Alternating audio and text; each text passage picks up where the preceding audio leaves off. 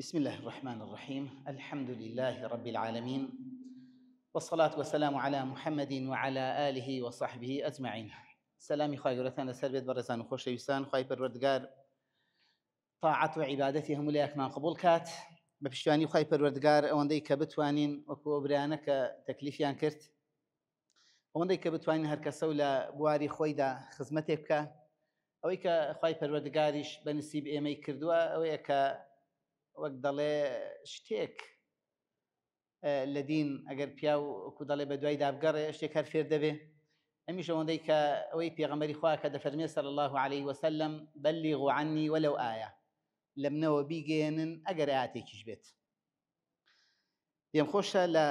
سوورەتی حجورات طبعا سوورەتی حجورات یەکێکە لەو سوورەتانەی کە کۆمەڵێک ئاداب و ئەخلاق و کۆمەڵێک هەڵسوکەوتی تێدایە.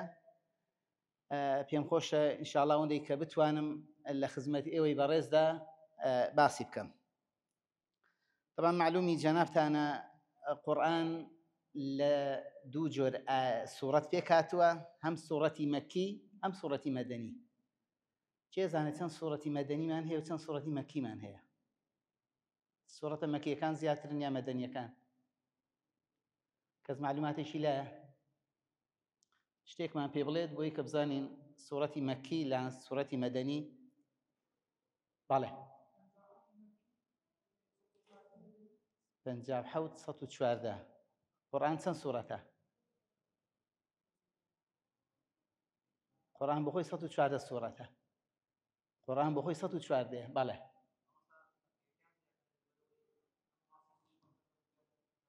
بەڵێ ئەوەی کە قورئانی لایە سوورەتی بەقەرە چەند ئایەتە؟ بۆی کە لە مێشکتان بچەسپێت قەتان لەبیر ناچێتەوە. سوورەتی بەقەرە چەند ئایەتە؟ 286. 286 شەشەکەی بگرە چەند دەمێنێت؟ 28. 28 ئایەت مەدەنیە. دووەکەی بگرە 86 ئایەت مەکیە. بۆی بیکەنە قاعیدە بۆی قەت لەبیرتان نەچێتەوە. مەکی و مەدەنی 114 سوورەتە، 28 ئایەتیان 28 سوورەتیان مەدەنیە، 86 سوورەتیان مەکیە. طبعا سوورەی حجورات یەکێکە لەو سوورەتانەی کە مادام باسی کۆمەڵێک ئاداب و ئەخلاقی تێدایە دیارە پەیوەستە بە مەدینەوە نەک بە مەکە. طبعا ئەوەش لە مەکە دابەزیوە. حجورات مەبەستی لە کۆمەڵە ژوورێکە کە طبعا سەبەبی نزولی ئەم سوورەتە بریتی بووە لەوەی کە کۆمەڵێک ئەعرابی هاتن وەلای پێغەمبەری خوا صلی الله عليه وسلم هەر بە شێوەیەکی دەشتێکی خۆیان، ئەوەی کە ئێمە دەڵێن عەشایری، هەر بە شێوەیەکی عەشایری بانگی پێغەمبەریان دەکرد صلی الله عليه وسلم یا محەممەد وەرە دەرە بۆمان، یعنی هەراوە زۆر بە وەکو دەڵێ عەشایریانە. هەر بۆیەش خوای پەروەردگار ئەو سوورەتەی بەو ناوەی ناوە کە سوورەتی حجوراتە. طبعا ئەو سوورەتی حجورات 18 ئایەتە لە تەرتیبدا، تەرتیبی سوورەت 49یەمین سوورەتە لە قورئاندا. خوای پەروەردگار دەفەرمێت بسم الله الرحمن دوای أعوذ بالله من الشيطان الرجيم وخوای دەفەرمێت بسم الله الرحمن الرحيم يا أيها الذين آمنوا لا تقدموا بين يدي الله ورسوله واتقوا الله إن الله سميع عليم. طبعا ئاگادار بن لەوەی کە هەر یا ئەیوهە الذینە ئامەنوویەک هات بزانە بەس بۆ ئیماندارانە، یان ئەوە تا نەهیەکت لێ دەکا خوای پەروەردگار یان ئەوە تا فەرمانێکت پێ دەکا. هەر یا ئەیوهە الذینە ئامەنوویەکت بینی بزانە ئەوە فەرمانێکە یان نەهیەکە لێت دەکات. دیارە خوای پەروەردگار دەفەرمێت ئەی ئەوانەی کە ئیمانتان هێناوە لا تقدموا بين يدي الله ورسوله، پێش دەستی خوا و پێغەمبەری خوا مەکە. طبعا زانایان زۆر قسەیان لەسەر ئەم وشەیە کردووە، ئایا یعنی چی پێش دەستی لە خوا و لە پێغەمبەری خوا نەکەن؟ یعنی پێش فەرمانی ئەوان مەکەوە، یعنی پێش ئەوەی کە گوێت لە فەرمانی ئەوان بوو بێت قسەیەک مەکە کە خلافی ئەوان بێ. هەر هەنگاوێک هەڵی دێنی سەیری قورئان و حەدیث کە بزانە ئایا ئەو کارەی تۆ ئەنجامی دەدەی پەیوەستە بە قورئان و بە حەدیث ئایا خلافی ئەوانە یان مطابقی ئەوانە. طبعا وریابن ئەوەی کە پەیوەستە بە عیبادەتەوە نابێ هیچ عیبادەتێک بکرێت بەبێ فەرمانی خوا و بەبێ فەرمانی پێغەمبەری خوا صلی الله عليه وسلم. چونکە الأصل في العبادات المنع، ناکرێ ئینسان لە خۆیەوە عیبادەتێک دروست بکە، عیبادەتێک دابهێنێ کە نە پێغەمبەری خوا کردوێتی صلی الله عليه وسلم نە خولەفای ڕاشدینیش و نە فەرمانی خوای پەروەردگاریشی لەسەر بوو بێت.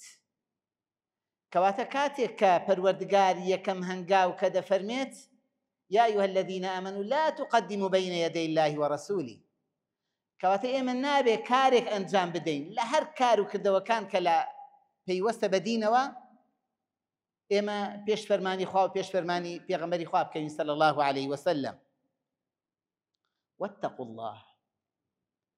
طبعا تەقوا زانایان زۆر باسییان کردووە لە شێوازی تەقوا. ئایا تەقوا یعنی چی؟ تەقوا ئەوەیە کە ئینسان بەناو بە پێخواسی بەناو چقل و چاڵێکدا بڕوا چۆن خۆی دەپارێزێ لەوەی کە چقل لە پێی ڕانەچێت. طبعا هەندێک زانایان ئاوا وەسفیان کردووە، چۆن ئەتۆ خۆت دەپارێزی لەوەی کە چقلێک لە پێتدا ڕانەچێت. ئاوا دەبێ ئینسان لە دنیادا ئاوا بڕوە بۆی کە تووشی حەرام نەبێ، ئەوە متەقیە. دەبێ بە شێوەیەکی وا بڕوات پێش ئەوەی کە هەنگاو بنێ جێپێی خۆی ببینێ، بزانە ئایا ئەو شوێنێک کە پێی لێدەنێت تا چەند مطابقی ئیسلامە، تا چەند مطابقی دینە، ئەو کاتەی پێی لێنێت. چونکە پەروەردگار کە فێری ئەوەمان دەکا، یعنی ئاگاتان لێبێ پێغەمبەری خوا صلی الله عليه وسلم لە حەجەت الوداعدا تی ئەم شارەت شارێکە وەموو دەیانزانی ئەگەر مەککەیە، هەر کوتیان خوا و پێغەمبەری خوا دەزانن، ترسان لەوەی کە نەوەکو ناوەکەی گۆڕابێ. کوتیان ئەو مانگە چ مانگێکە؟ زانیان کە مانگی ذی الحیجەیە، بەڵام هەر کوتیان خوا و پێغەمبەری خوا دەزانێ. سەحابە هیچ شتێکیان نەکردووە، حتا لە ئەثەرێکدا لە عەبدوڵای کوڕی مەسعود لێی دەجێڕنەوە دەڵێن کاتێک کە بە دوای پێغەمبەری خوادا دەڕۆی صلی الله عليه وسلم، پێغەمبەری خوا صلی الله عليه وسلم پێی لەکوێ دادەنا ئەوش پێی لەوێ دادەنا، یعنی ئەوەندە ئیتیباعی پێغەمبەریان کردووە صلی الله عليه وسلم. و کاتێکیش کە قسەیەکیان بە ناوی پێغەمبەر کردبایە صلی الله عليه وسلم وازیان لێ نەدەهێنا، هەروەکو چۆن کە ئیمامی عومەر لەگەڵ ئەبوو هورەیرە کاتێک کە پێغەمبەری خوا صلی الله عليه وسلم تازە چوو بۆ مەدینە بزر بوو، کە بزر بوو لیان بزر بوو، دوای گەڕان دۆزیانەوە. کات یەکەم کەس کە دۆزیەوە ئەبوو هورەیرە بە ڕەزا و ڕەحمەتی خوای گەورەی لێبێ تی ئەوەی پێغەمبەری خوا وەلێکوێ هەموو بە دوا دادەگەڕێن، ئەویشتی ئەوە لێرەمە، بەڵام لە دوای ئەو دیوارە گەیشتی بە هەر کەسێک مژدەی بەهەشتی پێدا، کە گەیشت ئیمامی عومەر بوو. ئەی عومەر مژدەی بەهەشت لێبێ، پێغەمبەری خوا صلی الله عليه وسلم دەفەرمێ بەهەشتی یەک بۆ کزی لێدا، دەڵێ پشتە پشتی بە عەرزێ دادا. چۆن ئەتوو قسەیەک بەدەم پێغەمبەری خواوە دەکەی صلی الله عليه وسلم کە پێغەمبەری خوا نەیگوت بێ، یەکسەر پشتیم لی دەگرێ و دەڵێ وەرە حتا بدێ لای پێغەمبەری خوا صلی الله عليه وسلم. یعنی ئەو دینە ئاگاتان لێبێ هەروە بە ئاسانی نەگەیشتوتە دەست ئێمە، یعنی تاکە دینێکە کە سەنەدی هەیە، تاکە دینێکە کە سەنەدی هەیە. ئەو گەجەر و گوجەرانەی کە ئێستا ئەوە دەبیستین لە سوشیال میدیا و لە تەلەڤیزۆن و ئەوانە، طبعا ئەوانە هەموویان دەیانەوێت گومان و ینی شەک دروستکەن لە دینی ئیسلامدا، بەڵام ناتوانن دڵنیا بن لەوەی کە چونکە ئەمە دینێکە خوای پەروەردگار دەیپارێزێ، ئەمە دینێکە خوای پەروەردگار پاراستوویە توی دەشی پارێزێ. ئەوەی کە دەڵێن کاکە وەڵا با هەر مانگینۆی میلادی ڕەمەزان بێ، وەڵا کاکە هەبت دەبێت لە زستان دابێت لە پاییز دابێت و نازانم 16 ساڵ لەسەر یەک، ئەو شتانە هەمووی درۆ دەرەسێ. بەخوا بە دوا داچوونم بۆ کردووە، ینی وەکو دەڵێ ینی بە دوای کتێبێک داگەڕام هەتا دەستم کەوت، وەک دەڵێ هەموو ساڵەکان گەڕام شتێکی وای تێدا نەبووە کە بڵێ وەڵاهی کاکە 2 ساڵ ئەنی 4 ساڵ لەسەر یەک لە یەک وەرزدا بوو بێ، ئەنی لە یەک مانگ داهات بێت. ینی خوای پەروەردگار وای کردووە نیعمەتی خوایە، نیعمەتی خوایە. یەکەم ڕەمەزان کە واجب کراوە لە هاویندا واجب کراوە، کە بۆیە پێدەوتێ ڕەمەضان ینی لمێکی گەرم ڕەمڵ ینی لمێک گەرم بێ ئەو کاتی واجب کراوە بەڵام ئەوانەی کە ئێستا وەک دەڵێ وەکو تەشویشێک دروستی دەکەن بەڵام ئاگاتان لێبێ نەی گوێیان لێ بگرن ئەسڵەن وەکو دەڵێ ئەگەر بۆتان دەکرێ و وەکو دەڵێ دەسەڵاتان هەیە بەڕاستی هەر کەناڵەکانیشان ڕەشکەنەوە چکاوانە ئی ئەوەی نین کە گوێشیان لێ بگیرێ بەڕاستی ئەنیوەکی وەکو ئەو یونسراوی و نازام ئەو سێوکانی و ئەو نازام شێرکۆیە نازام شەوکەتە چیە تازە پەیدا بووە ینی ئەوانە ئەنی هیچ معلوماتێکیان پێ نیە طبعاً دڵنیا بن لەوەی کە هیچ شتێکی وایان پێ نییە کە بڵێ وەڵای کاکە ئەڵڵا ڕاست دەکەی بەڵام لەوانەیە کەسانێک کە شارەزانە بن لە دین بڵێ وەڵڵاهی خۆشتی چاکە یان ئەو قسەڵۆکەی کە دەڵێ وەڵا نازام لە سعودیەی نازام ینی زۆر بە دواداتونیشم بۆ کرد بۆ ئەوەی سعودیەی کە عەلا ئەساس نازانم چێیە کە کتوێتی هەتا عەسر بە ڕۆژوو بین نازام هیچ ئەسڵێکم نەدۆزیەوە بەڕاستی ئەنی کە جێی متمانە پێکراوێت بڵێن ڕاستە وانە شتانە زۆر گوێی لێ مەگرن بەڕاستی کەواتە تەقوای خوا بریتیە لە چی بریتیە لە خۆپارێزی لە مەکروهاتیش ئاگاتان لێبێت چکە دینی ئیسلام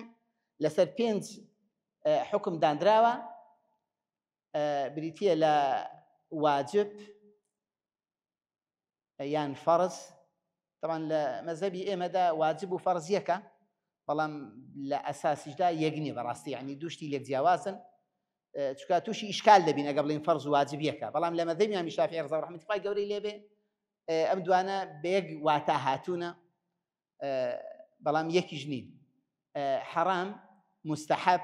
ئەوەی کە سونەتە لەگەڵ مەکروه لەگەڵ مباح ئەوانە ئەحکامی دینن ئەنی هەرچی دین هەیە کە ئێمە دینمان هەیە لەسەر دابەش دەبن بەسەر ئەو 5 بەسەر ئەو 6دا لەوەی زیاتر نییە جا بۆیە ئێمە دەبێت خۆمان بپارێزین ئەو تەقوایەی کە خوای پەروەردگار داوامان لێ دەکا ئێمە ببینە ئەو متەقیەی ئین للمتەقینە مەفازە بەڕاستی هەر ئەوانەی کە لەخوا دەترسن طبعا ئینسان ئەگەر لەخوا بترسێ ئێمە حەدیثێکمان هەیە کە پێغەمبەری خوا دەفەرمێ صلی الله عليه وسلم لا يزني الزاني حين يزني وهو مؤمن ولا يشرب الشارب حين يشرب وهو مؤمن ولا يسرق السارق يعني كسێک کە لە کاتی دزیکردندا ئیمانی نییە دەڵێن ئەگەر لەخوا ئەگەر ئیمانی هەبای لەخوا دەترسە یان کەسێک کە عەرەق دەخواتەوە لە کاتی عەرەق خواردنەوەکەدا ئیمانی نییە هەندێک لە زانان دەفەرمون ئیمانێکی کامڵی نییە ئەنی ئیمانەکەی ئەوەندە لاواز دەبێ وەکو وایە کە هەر ئیمانی نەبێ بەڵام ئەوانە تاوانی گەورن ئەوانە وەکو دەڵێ حەدیان لەسەرە بۆیە دەبێ ئینسان زۆر خۆیان لێ بپارێزێ کەواتە تەقوای خوای پەروەردگار ئەوەیە کە ئینسان بەبێ ئەوەی کە خەڵک ببینێ شەرم لەخوا بکە بەبێ ئەوەی کە خەڵک ببینێ شەرم لەخوا بکە لە شوێنی چۆل و تەنها تاوان ئەنجام نەدا کە خەڵکیش ببینێ لێی دوورکەوێتەوە ئاگاتان لێبێ ئەوە یەکێکە لە گوناهە گەورەکان بەڕاستی لەگەڵ ئەوەشدا ئینسان ئەگەر تاوانێکی کرد ئەو تاوانی خۆی ئیعلان نەکات بە تایبەتی بۆ ئەو برایانەی کە جگەرەکێشن طبعا زانایان باز لەوە دەکەن کە کەسی جگەرەکێش ئەو گوناهەی جگەرەکێشانی لەسەری بۆ تەماڵ چکە باشکرای دەیکێشێ پێغەمبەری خوا دەفەرمێ صلی الله عليه وسلم كل أمة معافى هەموو نەتەوەیەک هەموو کەسێک خوای پەروەردگار لێی خۆش دەبێ إلا مجاهرين إلا ئەوانەی کە جەهر بە تاوانی خۆیان دەکەن إلا ئەوانەی کە تاوانی خۆیان ئاشکرا دەکەن جازانیان دەفەرمون ئەوانەی کە جگەرەکێشن بە ئاشکرا جگەری دەکێشن و خەڵکی کە دەکەن بە شاهد لەسەر خۆیان بەڵام کەسێک کە تاوانێک ئەنجام دەدات لە نێوان خۆی و خوایدا تاوانێکە حەقی کەسی تێدا نییە تاوانێکە حەقی کەسی تێدا نییە یان ئەگەر کەسێک دەبینێ و تاوانێک دەکا و ستری عەورەتی دەکا ئەوە خوای پەروەردگار لە ڕۆژی قیامەتدا وەکو پێغەمبەری خوا دەفەرمێ صلی الله عليه وسلم من ستر مؤمنا ستره الله يوم القيامة هەر کەسێک عیب و عاری براکەی داپۆشێت لە ڕۆژی قیامەتدا خوای پەروەردگار عیب و عاری دادەپۆشێ واتقوا الله إن الله سميع عليم بەڕاستی خوای پەروەردگار بیسەرە و بینایە خوای پەروەردگار بەچی دەبیستێ چێزانێ بەچی دەبیستێ خوا بەچی دەبیستێ کەیفیەت نادڵێن بەچی دەبیستێ بەو شتەی دەیبیستێ کە لە حەقی خۆیەتی بەو شتەی دەیبیستێ کە لە حەقی خۆیەتی ئەتوو بەچی دەبیستی ئێمە بە گوێ دەبیستین بەس ئایا ئێمە گوێ بۆ خوا بڕیار دەدەین نەخێر ناتوانین بڵێن خوای گەورەی گوێی هەیە یان گوێی نییە خوای گەورە دەبیستێ بەچی دەبیستێ بەو شتەی دەبیستێ کە لە حەقی خۆیەتی عەلیمیشە و زۆر زۆر زانایە ئاگاتان لێبێ خوای پەروەردگار طبعا داوود عليه السلام پێغەمبەران عليهم الصلاة والسلام زۆر جار هەیە وەکو چۆن دەڵێ دەکەونە شتێک لە بەرامبەر خوای پەروەردگار پێغەمبەران ئاوا دەکەونە شتێک ئەدی ئەگەر ئینسانەکان دەبێت چۆن بێت دەڵێ پێغەمبەر داوود عليه السلام دەنگی بەرز دەکردەوە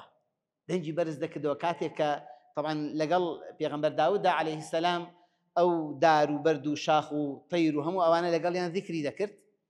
ئەو دەنگی بەرز دەکردەوە وای زانی ئەگەر دەنگی بەرز نەکاتەوە خوای پەروەردگار نابیستێ ئەوی جبریلی بۆ نات کتیوە بۆ وا دەکەی بۆ ئەوەی کە پەروەردگار ذیکر و ئەو ذیکر و ویردانەی کە من دەیکەم بیبیستێ دەڵێ بردیە سەر شاخێک شاخەکەی بۆ لەت کرد چوو بۆ وەکو دەڵێ بنی شاخێک ئەنی شاخ دەڵێ طبعا زانایان دەفەرمون ئەوەندەی کە لە دەرەیە دە ئەوەندە لە ژێر زەویە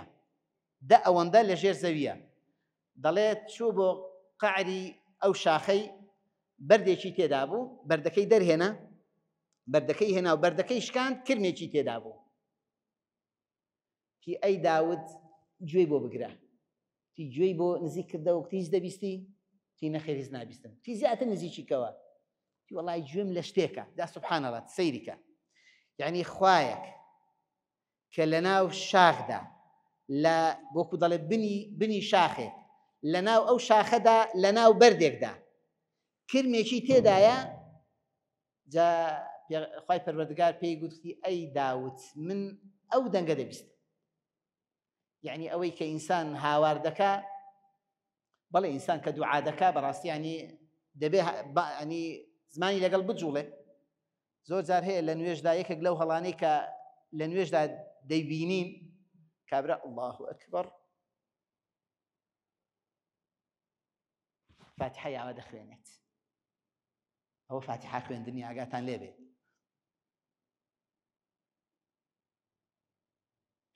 ئاوا ذیکر دەکا بەبێ ئەوەی کە لێ و دەمی بجوڵێ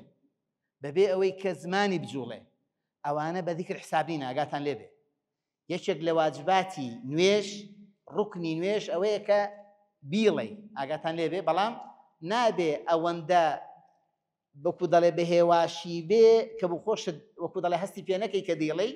یان ئەوەندە دەنگت بەرز بێ کە جیرانەکانت ناڕەحەتکەی نابێ بەس ئەوەندەی هەیە بسم الله الرحمن الرحیم الحمد لله رب العالمين یعنی بزانی کە تۆ دەڵێی چی بۆیە ئاگاتان لە نوێژەکان بێ بەڕاستی کەواتە ئەو یا ئەیها الذین ئامنوا بۆیە دەبێ پەیوەست بین بەچی بەو یا ئەیها الذین ئامنوانەی کە هەنە لە قورئاندا هەر یا ئەیها الذین ئامنوویەک بێ ئاگات لێ بێ ئەم ئاگاداریە بۆ تۆیە بۆ منە بۆ براکەتە بۆ کەس و کارتە بۆ هەموو کەسێکە بۆیە هەر یا ئەیها الذین ئامنوویەکمان بینی بۆیە زۆر زۆر وریابین و هەڵوێستەیەکی لێ بکەین بۆیە بەشکم خوای پەروەردگار بە یەکێک لەو یا ئەیها الذین ئامنوانە بانگمان کا لە ڕۆژی قیامەتدا یا ڕەبی خوایە بخواتری ناوجوانەکانی خۆت طاعەت و عیبادەتمان لێ قبوڵکەی یا ڕەبی خوایە بەسەرماندا نەدەیتەوە یا ڕەبی خوایە بخواتری ناوجوانەکانی خۆت هەر کارێک کە دەیکەین تەنها لەبەر ڕەزامەندی تۆ بێ یا ڕەبی خوایە بخواتری ناوجوانەکانی خۆت عیبادەت و طاعەت و نوێژ و تەراویح و قورئان خوێنەکانمان لێ وەربگری یا ڕەبی خوایە بخواتری ناوجوانەکانی خۆت برایەنمان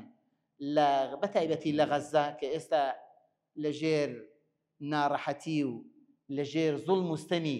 جوولەکەی نەفرینە یا ڕەبی خوایە بخواتری ناوجوانەکانی خۆت سەلامەتیان کەی یا ڕەبی خوایە بخواتری ناوجوانەکانی خۆت جوولەکەی لەعین لەناوبەری یا ڕەبی خوایە جوولەکەی لەعین لەناوبەری خوایە ئەو ناڕەحەتیە لەسەر برایانمان لابەی آمین آمین والحمد لله رب العالمين